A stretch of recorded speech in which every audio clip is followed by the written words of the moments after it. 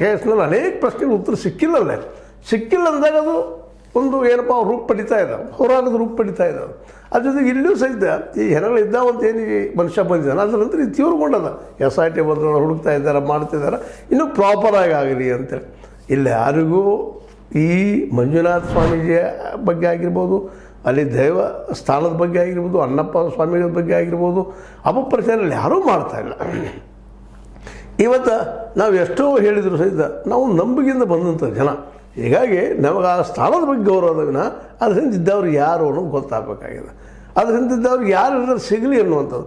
ಇವತ್ತೇನೋ ನಮ್ಮ ವೀರೇಂದ್ರ ಹೆಗಡೆ ಅವರ ಸಹೋದರ ಹರ್ಷೇಂದ್ರ ಕುಮಾರ್ ಅವರು ಸುಪ್ರೀಂ ಕೋರ್ಟ್ ಹೋಗಿದ ಮೇಲೆ ರದ್ದಾಗಿದ್ದಲ್ಲ, ಅವ್ರದ್ದು ಮಾನಹಾನಿ ರೂಪದಲ್ಲಿ ನಮಗೇನು ಮಾತಾಡಬಾರ್ದು ಅಂತ ಸಹಜದ. ಅವ್ರಿಗೇನೋ ನಮ್ಮನ್ನು ಸುಮ್ಮನೆ ಟಾರ್ಗೆಟ್ ಮಾಡ್ತಾ ಇದ್ದಾರಪ್ಪ ಇವರೆಲ್ಲರೂ, ನಮ್ಮದು ಏನೂ ಇಲ್ಲ ಪಾತ್ರದ್ರಾಗ ಅಂತೇಳಿ ಅವ್ರದ್ದೊಂದು ವಾದ.